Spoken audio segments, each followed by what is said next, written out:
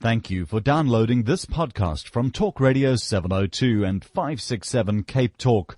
For more podcasts and more information on your number one news and talk station, please visit 702.co.za or capetalk.co.za. Your family, your community, your country, your responsibility.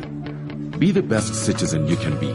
Find the Bill of Rights on leadersa.co.za. The Naked Scientist on Talk Radio 702 and 567 Cape Talk with Reedy Clubby. Yes. Now is your opportunity. Whatever you want to ask him, he's always ready to help and assist us and give us a bit of clarity about the way the world functions. What I mean by that is that we are taking all your science-related questions. We're stripping science down to its bare essentials on 021 446 0567 011 883 0702. You can also send your questions via SMS 31702 and 31567. Hello, Chris. Good morning. How are your exams? I've nearly finished my about 400 and something exam paper that I'm marking, thankfully, not doing. Okay. Yeah, nearly finished. I've got the last few just sitting here waiting to be having the marks written into the mark sheet. Will you be done before? Celebration day for me. Good luck to you. That's nice. I tell you what, each of these students is writing about 1,500 words. So if you mark 400 of those things, that's 400 times 1,500 or 1,000 words or so. You know, that's quite a few novels. A lot, eh? That you've had to read in a week. And all of them are the same. So it's like picking up a book and then reading it about 1,000 times. Yeah. It's quite challenging, actually, to make sure that you stay fresh and impartial for each one. In fact, but I learn a lot. That's exactly what I wanted to ask you. Students teach me a lot. The first 20, perhaps, that you read, and then the next one is the same. Does it affect the way you mark? I hope not. No, I mean, what we do is very fair, actually. I mean, the kind of thing we would do is we always take the first 10 off the pile and read them flat through, and that gives you an idea as to what the overall standard is, because they're all in random order and they're totally anonymous, so you don't know who's who. And that gives you an idea as to what the sort of standard is, and you can then see how people are interacting with what you had in mind for the mark scheme. And then as we go through, we're literally ticking off, they've got this point, this point, this point, and this point, and that enables us to be very, very fair and consistent all the way through. All right, we're taking your calls. We start with this SMS that came in last week, Chris. Somebody wants to know, how do we decide what to name our various phobias? The latest phobia this person heard of was fear of not listening to a pastor in a church. That is from Louis. What was the name of the phobia for not listening to a pastor? No, listen to this. The SMS says, hemi something phobia. Gosh. Godophobia or something. Fear of godophobia. The answer is usually you use the technical terminology for the particular syndrome or the particular object of which people have a fear. So if you were talking about trees, then you might talk about dendrophobia, for example, because trees have dendrites, these sort of branching patterns, dendrophobia. And so it's usually informed by the Latin word or some fancy term which no one's ever heard of. And I think this is the idea, is just to confuse people and obfuscate the real meaning so that you can say, well, I've got bloody phobia, and it sounds really posh, but in fact what it's saying is I'm actually scared of eating breakfast cereal. Cerealophobia. It's like, why didn't you say that in the first place, you know? Yeah. There's a lot of things in life to which that could be applied, yeah. An SMS here, it's shame, and I can hear the frustration here. It says, it says, Naked Scientist, is there a way to balance hormones in menopausal years to alleviate all the health setbacks at the time? A hysterectomy is not an option. That is an SMS. Yeah, well, the reason that the menopause happens, first and foremost, when a baby is conceived and developing inside her mother, so we're talking about a female baby, all of the eggs that baby is going to produce in her lifetime are produced while that baby is developing inside her mother. And so those eggs begin to dwindle from the minute the baby's born. And by the time a baby reaches puberty and starts to ovulate, they're down to only a few % of the eggs they had when they were inside their mother. And over the course of the fertile lifespan, more eggs are used every month in producing follicles, and some of them are ovulated, and some of them, if they're fertilized, turn into babies. But by the time the woman reaches 50-ish years of age, the ovaries run out of their supply of eggs, and the eggs produce, as they mature, a set of cells, granulosa cells, that produce estrogen. And so if you don't have those cells, you can't make as much estrogen, and this causes the levels of estrogen in the bloodstream to become much lower than they were, and therefore you're in a relatively estrogen deficient state. Now, the brain controls the ovary using the pituitary gland, which is a tiny pea-sized gland that dangles down off the bottom of the brain, and the brain and the pituitary gland are listening to the bloodstream and how much estrogen and other hormones are there, and they produce signalling hormones, FSH and LH, which go down to the ovaries and other bits of the body and tell those tissues what to do. And if the level of estrogen is high, then you cut off the supply of FSH, follicle-stimulating hormone, from the pituitary. So when you run out of eggs, you don't have enough estrogen, so the pituitary doesn't see any estrogen in the blood, so it thinks the ovary isn't working hard enough, so it produces more of this FSH and some LH. These go around the bloodstream. Of course, the ovary can't respond, and other tissues then respond to the presence of these signals, and you get some of the side effects like the hot flushing and the sweating and not feeling very well. So one option is to take hormone replacement therapy, and this can be delivered by a transdermal across the skin patch, and it oozes small amounts of estrogen and estrogen-like chemicals through the skin and into the bloodstream, and this can help to mitigate some of the symptoms that come from the fact that the body is previously deficient in estrogen and has high levels of these pituitary hormones. There are some risks associated with using HRT, hormone replacement therapy. One of them is that it carries a small elevation in the risk of breast cancer. There may be others. We don't know. There are also some benefits. It makes people feel a lot better, and psychological well-being is important too. Okay, and let's go straight to the lines. Mike, you're calling us from Gordons Bay. Good morning. Morning, Rudy. I want to know, is it unhealthy or unsafe to eat the ice that's on the inside of a freezer? You know, on the sides of the freezer? Okay, the frost. Because I got my kids that use a little plastic cup and they scrape that off and they enjoy eating that. I just want to know, is it unhealthy or not? I used to do that. It was divine. I listen on the radio. Okay. You should try feeding them food once in a while, then they won't be so hungry. No, I think, Mike, the answer is this. That water has formed because the surfaces in the freezer are very cold, and so when you open the door of the freezer, some humid air goes in, and the humid air contains a bit of water, that's why it's humid, and that water condenses onto the cold surfaces and then freezes and turns into ice. In theory, that's therefore not dirty. But the problem is there are lots of things going in and out of that freezer compartment, some of which could include uncooked meats and poultry, things that you've touched when you have touched other things in the course of bagging them up and putting them in there. So therefore those surfaces could contain bacteria, some of them pathogens, because of the nature of the kind of food that could be stored there. So the likelihood is it's safe.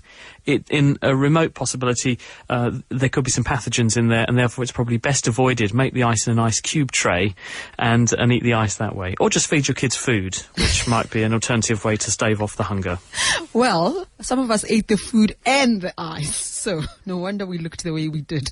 I'm going to blame everything that is wrong with me on that period in my life, Chris, when I was eating that ice. It would explain a lot. Okay, let's go to Sabelo. Sabelo, you're calling us from Jeppe Town. Good morning. Good morning, Erin. How are you? Fine, thank you. I'm all right, thanks. Yes, I'd like to ask Chris the relation between a baby who's 2-3 years old, and a snake, because I remember when I was young, my mother told me that when I was young I used to play with a snake, and they find last week my baby sister was also playing with a big snake. We don't know what type of a snake. So I just want to know from Chris, how true is it that a snake does not bite a baby because of the breast? The smell of milk. Yeah. Okay. All right. My producer has just confirmed that, Chris, that when he was young, he also heard that story. Any truth to that? Snakes don't bite babies because of the smell of breast milk? I don't know is the answer to that. It could be true, and we just don't know about it. I think it's unlikely, though, and I think it more likely is a myth. But I will find out if there's some kind of evidence behind that. We know that snakes are very, very good at sniffing the world around them, and when they're darting their tongue in and out, they're shoving the tongue out of their mouth, they are picking up molecules from the air, and then they retract the tongue inside their mouth and they shove it up into two little grooves inside the roof of their mouth. They're Jacobson's organ, I think that's called, and that is where there are very, very very sensitive chemical receptors which taste what is on the tips of the tongue and give the snake a clue as to what's going on around it. So snakes have very poor vision, and so when they're surveying the environment, they're actually getting more of a taste of what's around them than actually what they can physically see. And so it's perfectly possible there might be some smells oozing off of young babies which in some way influence the behaviour of snakes, in the same way that mosquitoes home in on us using the way we smell to find their next meal. So it's possible, but I don't know for sure. I'll have to look. Let's go to Ellen in Randburg. Hi. Hi. Chris, I pick up a sound at night when I'm in certain places in our house, as well as when I'm in the bush and in remote rural areas. And I've done some research on it on the internet, and the only thing that I can pick up is that some people do hear the sound, but most people don't. It's a low-frequency sound, and it is referred to in the internet and some of these stations as the hum.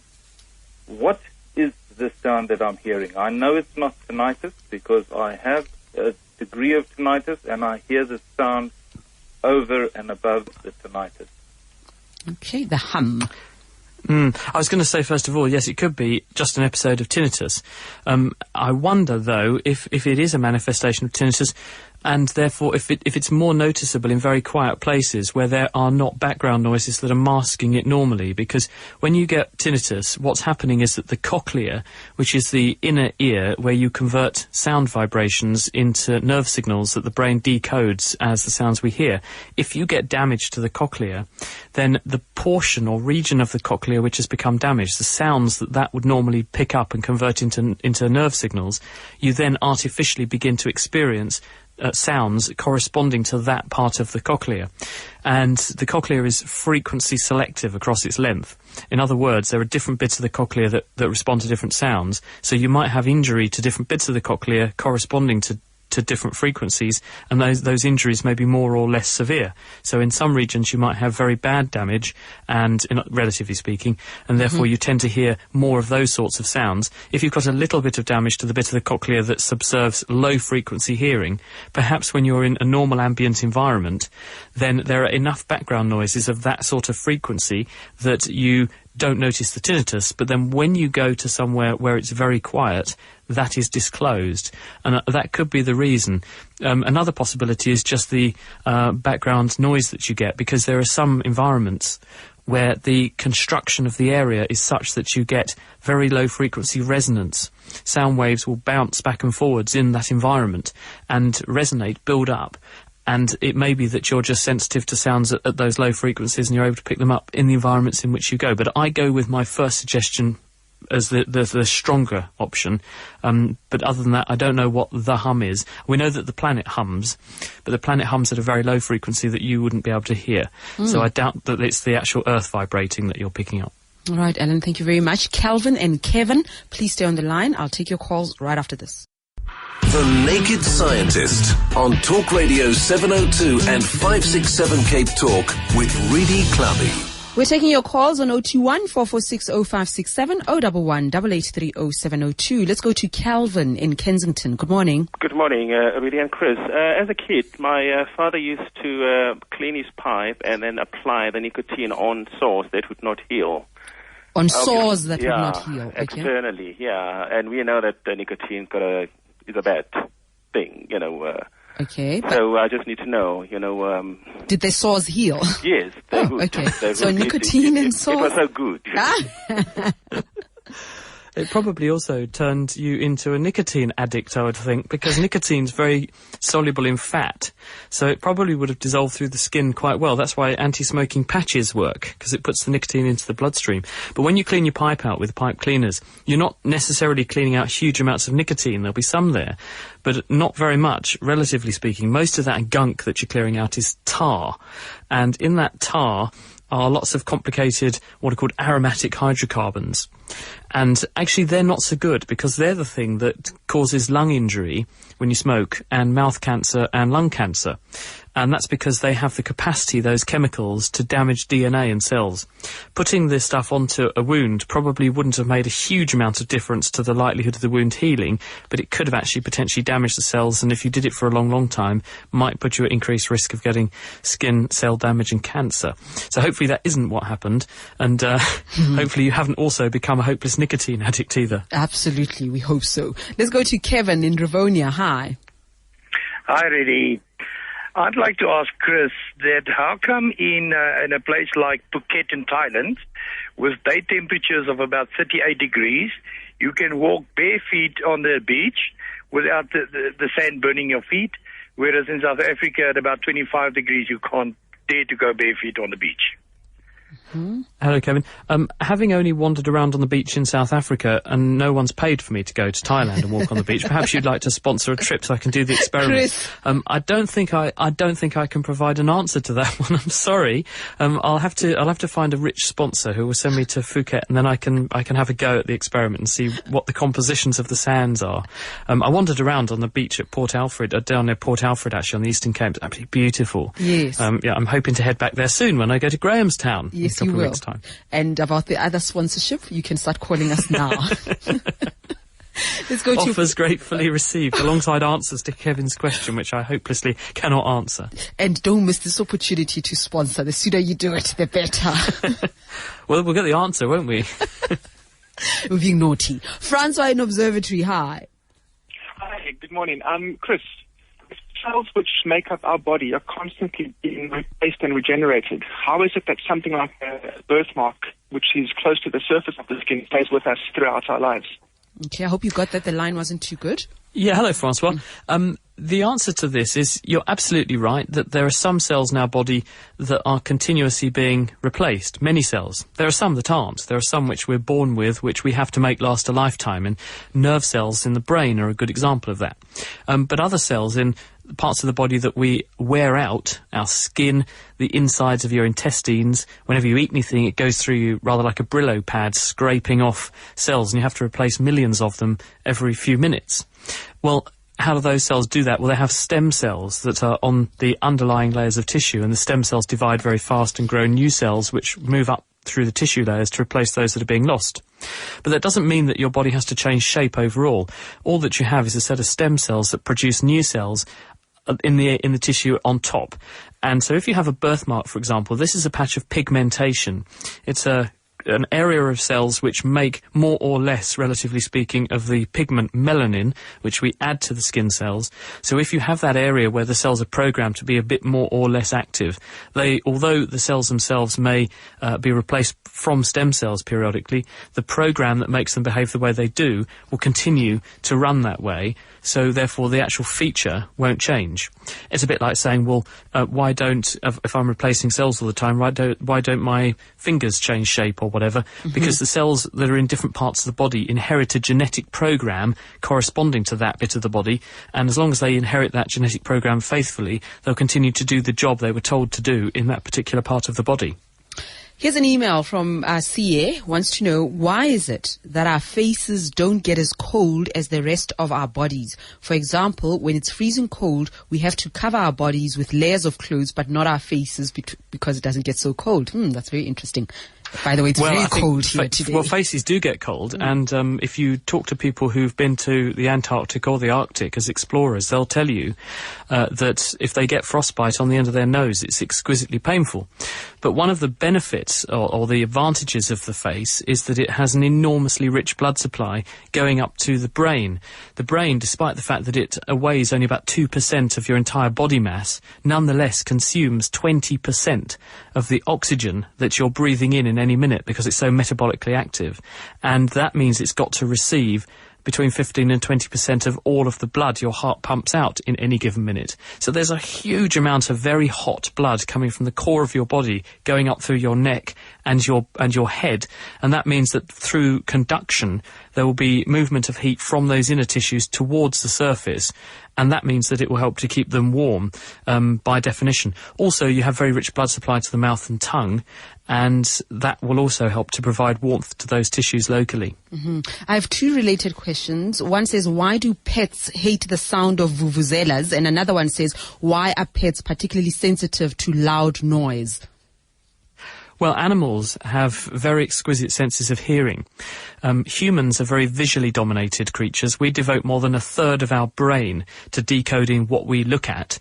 But other animals have much poorer vision, or they're adapted to operate at night, like a mouse, where the amount of light knocking around is so low that there's no point in optimizing your visual system to the same degree a human has, which is awake during the day. So instead, you put your cognitive energies into your other senses, smell and especially hearing. And if you look at a mouse, relative to its body size, its ears are huge, and that's so that it can bring sound in from all around and then use that to signal danger. So animals, being so exquisitely able to hear things, are very sensitive to big loud noises because they've evolved to be scared by loud noises, but also they're hearing them really much better than you and I would. Well, Chris, thank you very much for chatting to us. Good luck with marking the rest of the exam papers. Nearly finished. You sounded very, very excited because you nearly finished. I hope that nothing distracts you between now and, the end of the weekend? Oh, apart from the phone call with the sponsorship coming in for the trip to Phuket, so I can go and look at this beach conundrum from Kevin. Looking forward to that. Check is in the post, is it, Be Kevin? careful what you wish for. Thanks, Chris. Bye-bye. Pleasure. Take care. Bye-bye. Bye. And all our features with The Naked Scientist are available as podcasts. But you can even go further if you want to find out more about The Naked Scientists. Go to their website at www.thenakedscientists.com. www.thenakedscientists.com.